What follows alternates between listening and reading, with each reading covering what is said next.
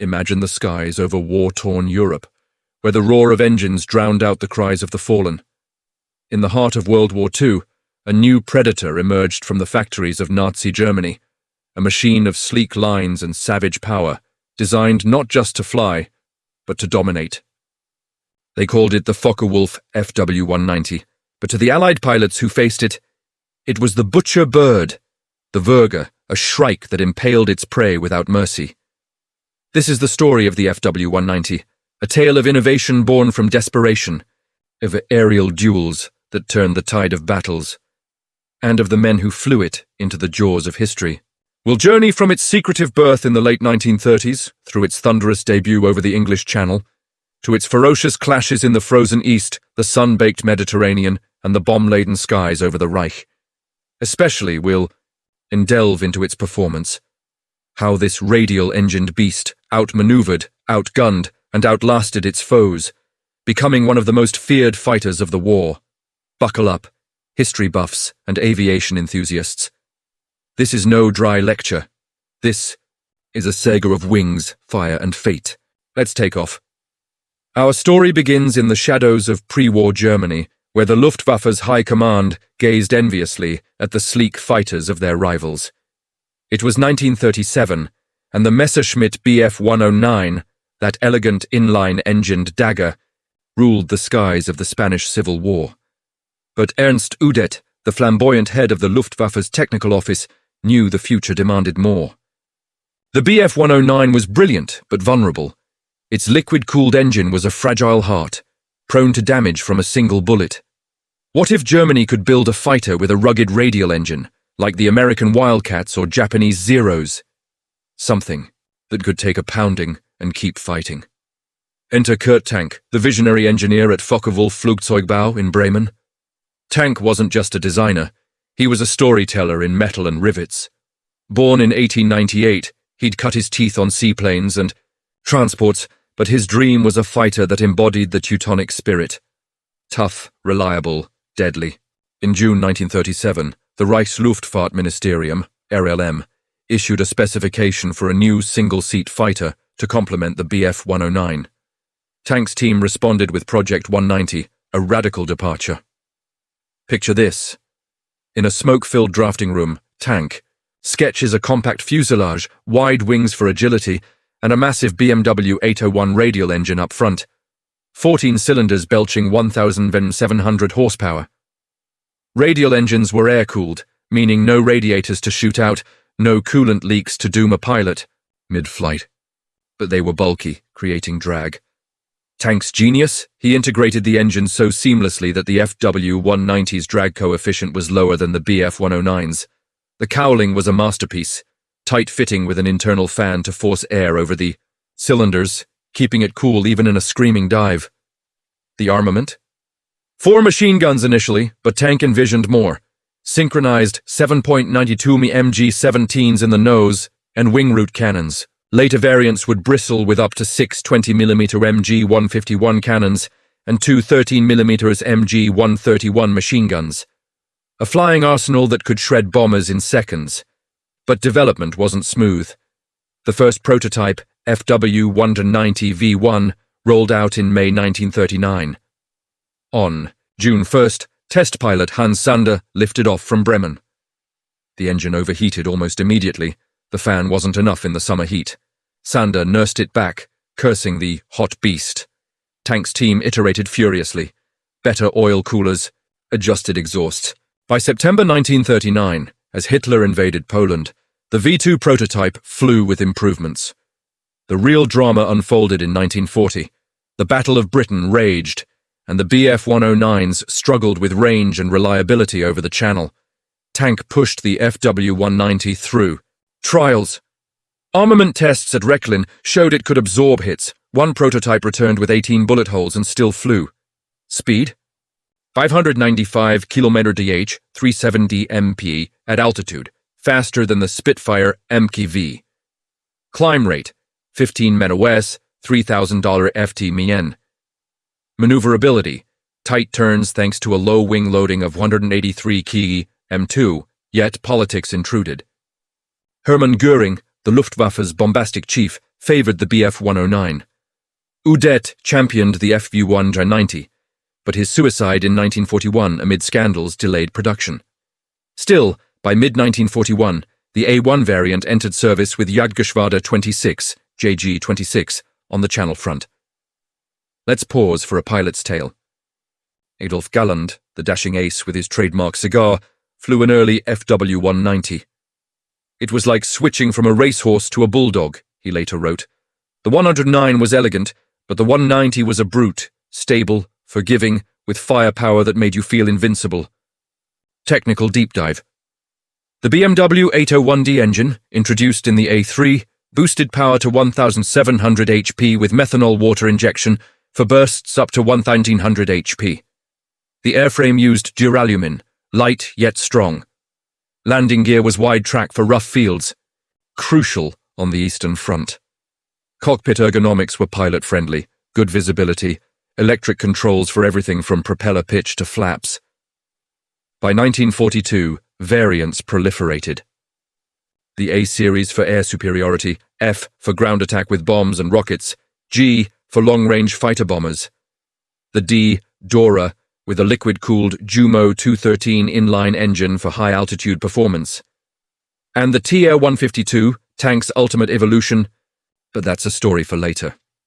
In storytelling terms, the Fw-190 was Germany's phoenix, rising from the ashes of early failures to become a symbol of resilience. But its true test, the cauldron of combat. September 1941. The skies over France are a chessboard of death. JG-26, the Abbeville boys, received their first Fw-190 A1s. Led by the legendary Gerhard Schöpfel, they prowl the channel, waiting for RAF circus operations, bomber raids meant to draw out the Luftwaffe. The debut was electric. On September 27th, Lieutenant Joseph Priller, pips to his friends, spots a formation of Blenheim bombers escorted by Spitfires. In his Bf-109, he'd hesitate. In the Fw-190, he dives like a falcon. The radial engine growls, the cannons bark. In one, Blenheim erupts in flames. Priller zooms away, untouchable. The Spitfires couldn't touch us, he radioed. We outran them, outturned them in the dive. Performance analysis. At sea level, the Fw-190 hit 570 km/h, 354 mph, outpacing the Spitfire MKV's 540 km/h, 336 mbph. In a dive, it was untouchable. Structural limits allowed 850 km/h, 530 mph, without flutter. Roll rate, phenomenal, thanks to ailerons spanning 60% of the wing. RAF pilots reported it rolls like a barrel and vanishes. But early teething, issues. The A1's guns jammed in cold altitudes, and engine fires plagued the BMW 801. One pilot, Hans Philipp, bailed out after his cowling melted. Focke-Wulf rushed fixes, better ignition, Commando Garrett auto-engine management. By 1942, the A2 and A3 dominated. In Operation Cerberus, the Channel Dash, Fw-190s from JG-2 and JG-26 provided cover for battleships Scharnhorst and Gneisenau. Amid torpedo bombers and destroyers, the Vurgers strafed swordfish biplanes, claiming 15 kills for minimal losses. Pilot Walter Osau described it. We danced above the waves, cannons blazing. The British came like moths to flame. Story of a duel, June 1942, over Dieppe. Canadian Spitfires tangle with JG-26. Otto Stamberger in his Fw-190 spots a Spitfire. On his tail, instead of fleeing, he snaps into a roll, reverses, and unleashes a burst. The Spit shatters. Stamberger lands with 20 holes but grins. The 190 saved my skin. Statistically, from September 1941 to mid-1943, Fw-190 units on the Channel claimed over 1,000 Allied aircraft for 300 losses, a 3.1 ratio. Its performance shown in hit-and-run tactics, boom and zoom, using speed to disengage. Yet, the RAF adapted. The Spitfire Mecha 9 with Merlin 61 engine matched the 190's speed. In August 1942's Dieppe raid, Fw-190s downed 48 Allied planes but lost. 5. A turning point. Pilot Erich Hohagen recalled, "We were kings, but the throne shook." Eastern Front interlude. While channel battles raged, FW-190s trickled east. JG-51 got A3s in late 1942. Against Soviet Il-2s, armored flying tanks, the 1D-90's cannons pierced where 109s bounced off. Hans Strelo, an ace, racked 10 kills in a week. The radial ate the dust and cold, the 109 would freeze. But back west, 1943 brought American thunder. B-17 flying fortresses lumbered in, bristling with 50 cals. The FW-190A4, with boosted engines, became the interceptor king. Shift our gaze eastward, to the vast, frozen steppes where Operation Barbarossa had unleashed hell. By late 1942, the FW-190 arrived as a lifeline for weary Luftwaffe pilots. The Bf-109 excelled in dogfights. But the Eastern Front demanded versatility, ground support, escort, interception amid blizzards and mud. JG-54. Grunherz got the first FW-190A4s in December 1942, near Leningrad. Walter Nowotny, the young Austrian ace, transitioned from 109s. The 190 was a truck with wings, he joked, but loved its stability for low-level attacks. Performance. At low altitudes, it outsped the Yak-1 by 50 km/h, and its armored cockpit saved lives from flak. Anecdote. January 1943, Battle of Velikie Luki. Soviet P-2 bombers raid German lines. Nowotny's Schwarm. Flight, intercepts. Diving from 3,000 meters, he shreds 2 P-2s with 20mm shells. A LeGG-3 pursues. Nowotny rolls inverted, pulls up, the LeGG stalls. Kill 3. By war's end, Nowotny claimed 258 victories, many in 190s.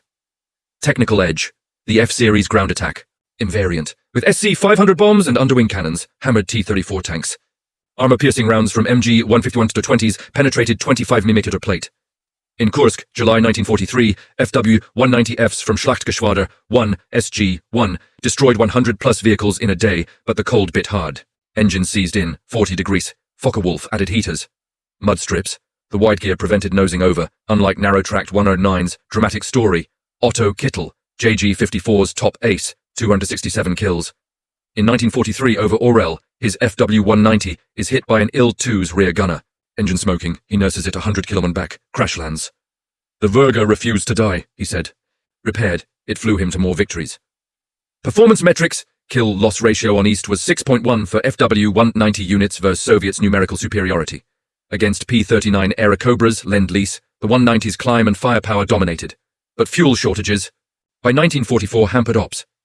In Stalingrad's encirclement, FW-190s from JG-3 escorted Ju-52 transports, downing MiG-3s. Pilot Günther Rahl, 275 kills. The 190 let me fight on my terms. Speed in, strike, speed out. As Soviets pushed west, FW-190Gs with long-range tanks extended reach. In Bagration, 1944, they covered retreats, but losses mounted. By 1945, over Berlin, remnants fought Yaks and Mustangs. The East forged the 190's legend as a multi-role warrior, not just a fighter, but a savior in mud and snow. Southward now, to the sun-scorched sands of North Africa, where Rommel's Afrika Korps danced with Montgomery's 8th Army. The FW-190 arrived late, in 1942, with JG-27 and SG-3, performance in heat. The radial engine thrived where 109s overheated. More trough variants with dust filters patrolled over El Alamein. Against Hurricane de Seconds, the 190 was superior, faster by 80 km/h, better armed. Story. Hans-Joachim Marseille, the star of Africa, 158 kills, tested an FU-1 190 but stuck with his 109. His successor, Gustav Rödel, embraced it. In the desert, reliability was king. In Tunisia, 1943, FW-190s from 2 or JG-2 intercepted B-24s. One raid, 12 bombers down for 2 losses. Dive bombing accuracy. F-models hit Allied convoys with 90% hits. Over Sicily and Italy, the 190 faced P-38 Lightnings. In Anzio, 1944, SG-4's FW-190s sank ships with glide bombs. Pilot Heinz Baer, 220 kills. The 190 turned the tide in tight spots. But Allied air superiority grew. By Salerno, losses soared. Mediterranean performance, versatile, but stretched. In back home, 1943. The American 8th Air Force unleashes daylight raids. B-17s and B-24s in combat boxes, defended by 50 cals. The Luftwaffe needs a bomber killer. Enter the FW-190A5U2 Sturmbock, armored, with 4 20mm cannons and 2 30mm Mk108s. Weight penalty, speed dropped to 560 km/h, but firepower compensated. Tactic, head-on attacks. The 190's stability allowed precise bursts into bomber cockpits. Epic battle. August 17, 1943, Schweinfurt-Regensburg raid. JG-1 and JG-11's FW-190s claim 25 B-17s. Pilot Hubertus von Bonin. We charged like knights, cannons thundering. But Black Thursday, October 14, 1943, 60 B-17s lost, but Luftwaffe bled too. Anecdote. Egon Meyer invents head-on tactic. In his A-6, he downs 5 bombers in one mission. By 1944, P-51 Mustangs escort. The D-9 Longnose counters with 680 km/h top speed, Jumo 213 engine. Story, Walter Dahl's Sturmgruppe, downs 30 B-17s in one day, December 1944. Performance, over 7,000 bombers claimed by FW-190s, but at cost of 3,000 plus lost. Desperation, TR-152, H-1, high-altitude variant, downs P-51s at 14,000 Metern. Shift our gaze eastward, to the vast frozen steppes where Operation Barbarossa had unleashed hell. By late 1942, the FW-190 arrived as a lifeline for weary Luftwaffe pilots. The Bf-109 excelled in dogfights, but the Eastern Front demanded versatility, ground support, escort, interception amid blizzards and mud. JG-54, Grünherz got the first FW-190A4s in December 1942, near Leningrad. Walter Nowotny, the young Austrian ace, transitioned from 109Ns. The 190 was a truck with wings, he joked, but loved its stability for low-level attacks. Performance. At low altitudes, it outsped the Yak-1 by 50 km/h, and its armoured cockpit saved lives from flak. Anecdote. January 1943, Battle of Velikie Luki. Soviet P-2 bombers raid German lines. Nowotny's Schwarm, flight, intercepts. Diving from 3,000 meters, he shreds 2 P-2s with 20mm shells. A LeGG-3 pursues. Nowotny rolls inverted, pulls up, the LeGG stalls. Kill 3. By war's end, Nowotny claimed 258 victories, many in 190s. Technical edge. The F-Series ground attack. Invariant. With SC-500 bombs and underwing cannons, hammered T-34 tanks. Armor-piercing rounds from MG-151-20s penetrated 25mm plate. In Kursk, July 1943, FW-190Fs from Schlachtgeschwader 1, SG-1, destroyed 100-plus vehicles in a day, but the cold bit hard. Engines seized in, 40 degrees. Focke-Wulf added heaters. Mud strips. The wide gear prevented nosing over, unlike narrow-tracked 109's. Dramatic story. Otto Kittel, JG-54's top ace, 267 kills. In 1943, over Orel, his FW-190 is hit by an Il-2's rear gunner. Engine smoking, he nurses it 100 km back, crash lands. The Verga refused to die, he said. Repaired, it flew him to more victories. Performance metrics, kill-loss ratio on East was 6.1 for FW-190 units versus Soviets' numerical superiority. Against P-39 Airacobras, Lend-Lease, the 190's climb and firepower dominated. But fuel shortages, by 1944, hampered ops. In Stalingrad's encirclement, FW-190s from JG-3 escorted Ju-52 transports, downing MiG-3s. Pilot Günther Rahl, 275 kills. The 190 let me fight on my terms, speed in, strike, speed out. As Soviets pushed west, FW-190Gs with long-range tanks extended reach. In Bagration, 1944, they covered retreats, but losses mounted. By 1945, over Berlin, remnants fought Yaks and Mustangs. The East forged the 190's legend as a multi-role warrior, not just a fighter, but a savior in mud and snow. Southward now, to the sun-scorched sands of North Africa, where Rommel's Afrika Korps danced with Montgomery's 8th Army. The FW-190 arrived late, in 1942, with JG-27 and SG-3, performance in heat. The radial engine thrived where 109s overheated. More Trough variants with dust filters patrolled over El Alamein. Against Hurricane de Seconds, the 190 was superior, faster by 80 km/h, better armed. Story. Hans-Joachim Marseille, the Star of Africa, 158 kills, tested an FU-190 but stuck with his 109. His successor, Gustav Rödel, embraced it. In the desert, reliability was king. In Tunisia, 1943, FW-190s from 2 or JG-2 intercepted B-24s. One raid, 12 bombers down for 2 losses. Dive bombing accuracy. F-models hit Allied convoys with 90% hits. Over Sicily and Italy, the 190 faced P-38 Lightnings. In Anzio, 1944, SG-4's FW-190s sank ships with glide bombs. Pilot Heinz Baer, 220 kills. The 190 turned the tide in tight spots. But Allied air superiority grew. By Salerno, losses soared. Mediterranean performance, versatile but stretched. In back home, 1943. The American 8th Air Force unleashes daylight raids. B-17s and B-24s in combat boxes, defended by 50 cals. The Luftwaffe needs a bomber killer. Enter the Fw-190A5U2 Sturmbock, armored, with 4 20mm cannons and 2 30mm Mk108s. Weight penalty, speed dropped to 560 km/h, but firepower compensated. Tactic, head-on attacks. The 190's stability allowed precise bursts into bomber cockpits. Epic battle. August 17, 1943, Schweinfurt-Regensburg raid. JG-1 and JG-11's Fw-190s claim 25 B-17s. Pilot Hubertus von Bonin. We charged like knights, cannons thundering. But Black Thursday, October 14, 1943, 60 B-17s lost, but Luftwaffe bled too. Anecdote. Egon Meyer invents head-on tactic. In his A6, he downs 5 bombers in one mission. By 1944, P-51 Mustangs escort. The D9 Longnose counters with 680 km/h top speed, Jumo 213 engine. Story, Walter Dahl's Sturmgruppe downs 30 B-17s in one day, December 1944. Performance, over 7,000 bombers claimed by Fw-190s, but at cost of 3,000 plus lost. Desperation, TR-152H1, high-altitude variant, downs P-51s at 14,000 Melitzer. As the war raged on, the Focke-Wulf Fw-190 proved to be more than just a single design. It was a versatile platform, evolving into a sprawling family tree of variants tailored to every conceivable role on the battlefield. Kurt Tank and his team at Focke-Wulf didn't rest on their laurels. They adapted relentlessly, squeezing every ounce of performance from the airframe to meet the Luftwaffe's changing demands.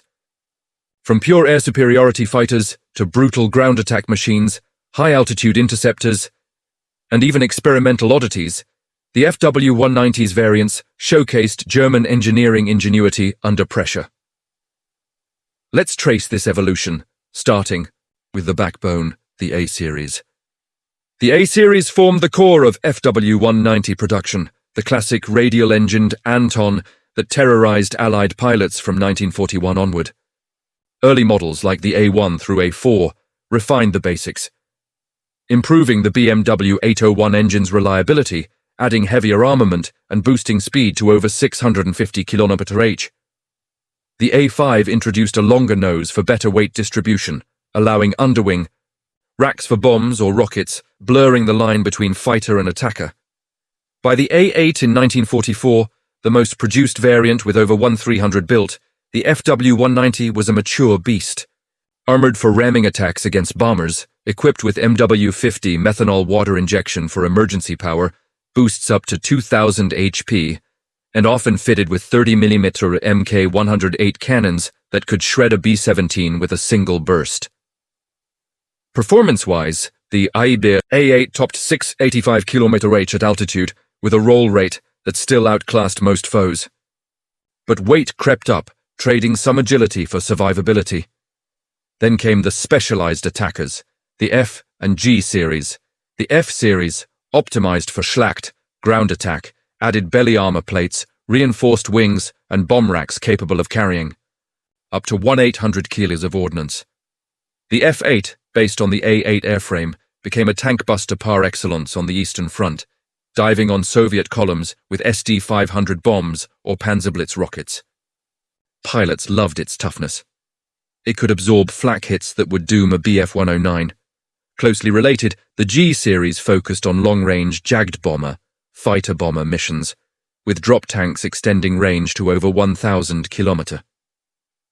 The G1 through G8 carried everything from 250 kilo bombs to torpedoes in experimental fits.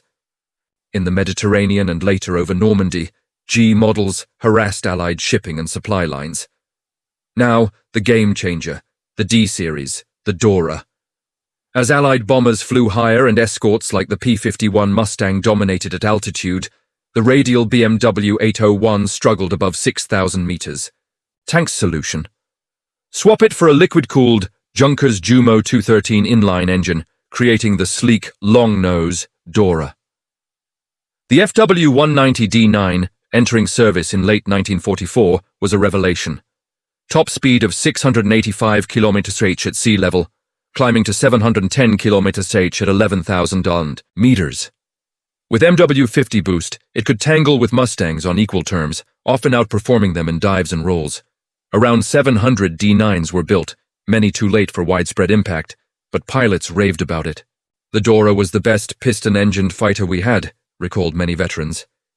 It featured a stretched fuselage for balance, annular radiator giving a pseudo-radial look, and armament of 2 MG-151-20 cannons plus cowling MG-131s. Finally, tanks' ultimate dream, the Ta-152. Named after Tank himself, Focke-Wulf became Tank Design's late war. The Ta-152 was the pinnacle. The Ta-152H high-altitude variant boasted enormous wings for low wing loading, pressurized cockpit, and Jumo 213E with GM1 nitrous boost, reaching 755 km/h at 13,500 meters. Only about 67 were built, but in the desperate defense of the Reich, Ta-152s downed P-51s and Typhoons with ease. The shorter-winged Ta-152C was meant for heavier armament, but saw minimal service. Other innovations dotted the family tree: wrist sets of field kits for quick conversions, R1 for extra cannons, R11 for all-weather with autopilot. Experimental. Boosts like a Hote-Notleistung emergency power pushed engines to destruction for brief bursts. Even torpedo carriers and reconnaissance versions existed in small numbers. Production totaled over 20,000 airframes, roughly 13,000 fighters and 6,000 attacker variants, making the Fw-190 the Luftwaffe's most numerous type after the Bf Fast 109. But quantity couldn't overcome Allied overwhelming numbers. In essence, the Fw-190's variants turned it from a channel front surprise into a multi-role legend, adapting to every theater's horrors. Yet, behind the metal were the men who made it sing. No machine wins wars alone. It's the pilots who breathe life into the steel. The Fw-190 produced some of the Luftwaffe's greatest aces. Men who turned the Würger into a personal weapon of unparalleled lethality. Many transitioned from the nimble Bf-109 and found the 190's brute strength liberating. Let's meet a few legends, whose stories embody courage, skill, and the tragedy of a lost cause. Topping the list, Otto Kittel, with 267 victories, all but 39 in the F-190. A quiet Saxon from the Sudetenland, Kittel joined JG-54 Grünherz on the Eastern Front. In his A4 and later A8, he became a master of low-level ambushes against Il-2 Sturmovix. On one mission over the Baltic in 1944, he downed 8 in a single sortie. Kittel's tally soared during the brutal retreats of 1944-45. Tragically, on February 14, 1945, while attacking another Il-2 formation, his Fw-190 was hit by return fire. He didn't bail out, the highest-scoring ace killed in action. Walter Nowotny, the dashing Austrian, claimed 258 kills, most in Fw-190s with JG-54. Known for his aggressive tactics, Nowotny scored triples and quadruples routinely. Promoted to command the 1st Me-262 jet unit, he died in 1944, testing the future against overwhelming odds. "The 190 let me dictate the fight," he once said. Erich Rudorfer, with 222 victories, 138 in Fw-190s, holds the record for most kills in one mission. 13 Soviet aircraft in 17 minutes on October 11, 1943. Flying an A5, he exploited the 190's roll rate to reverse on attackers repeatedly. Shot down 16 times himself, Rudorfer survived the war. Heinz, Imbert, Pritzel to friends, scored 220 victories across all fronts, preferring the Dora late war. A Channel veteran who tangled with Spitfires early on, Baer ended with 16 kills against B-17s. He flew over 1,000 missions, surviving crashes and bailouts. On the Western Front, Hans Dortenmann racked up dozens in D9s with JG-26 and JG-54. Kurt Buligan, JG-2 commander, added 112 kills, many in North Africa. These aces shared traits: exceptional situational awareness, marksmanship honed by the 190's stable gun platform, and a preference for boom and zoom over turning dogfights. Camaraderie was fierce. Ground crews idolized them, painting personal emblems like Nowotny's green heart or Kittel's black tulip nose. But the human cost was immense. Many aces fell to flak, fuel shortages, or green pilots' mistakes in 1945. Survivors like Rudolfer reflected post-war, "We fought for our lives, not ideology." Their stories humanize the machine, heroes in a dark chapter. By early 1945, the FW-190's glory days were fading. Fuel shortages grounded squadrons, inexperienced. Pilots filled cockpits, and Allied air armadas overwhelmed defenses. In the skies over Berlin, remnants of JG-300 and JV-44, including Ta-152s, made desperate stands against thousands of bombers and fighters. Production lines churned out Doras until factories fell to advancing armies, but over 20,000 built couldn't stem the tide. Captured FWL-190s flew post-war tests. Allies marveled at its ruggedness. Soviets briefly operated D-9s in their naval air arm. Today, a handful of originals and replicas grace museums, reminders of its engineering brilliance. The FW-190's legacy. It influenced post-war designs like the Soviet LA-9 and even American jets in aerodynamics. Kurt Tank fled to Argentina, designing the Pulqui II jet, echoing the Dora's lines. The Butcher Bird was no invincible predator, overwhelmed by numbers and resources, but its performance in WWII cemented it as one of history's finest fighters. Tough, versatile, deadly, what a saga. The Wurga's wrath echoed through the skies, a testament to human ingenuity in war's fury.